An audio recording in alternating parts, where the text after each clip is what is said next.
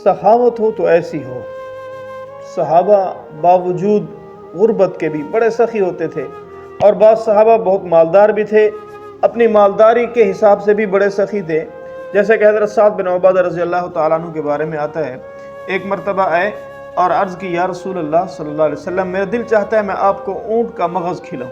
अरब ऊँट के मगज़ को बड़े शौक़ से खाते हैं और आज भी खाते हैं, और उनको बड़ा ही एक फ़न है ऊँट की खोपड़ी को तोड़ने का। हुज़ूर ने इरशाद फरमाया, ठीक है खिलाओ।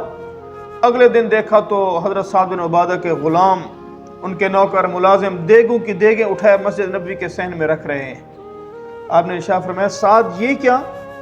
या रसूल अल्लाह सल्लल्लाहु अलैहि वसल्लम, मेरा दिल चाहा आपके साथ आपके इन सहाबा को और अपने दोस्तों को और आपके ग़ुलामों को भी ऊँट का मगज़ खिला दूँ।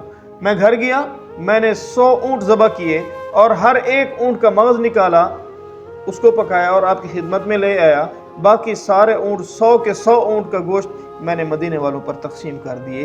ये थी मेरे नबी के सहाबा की सखावत। मेरे महबूब ने ये नहीं फरमाया, साथ तूने तो बहुत बड़ी फजूल खर्ची कर दी, अब खुश हुए और आपने दुआ दी।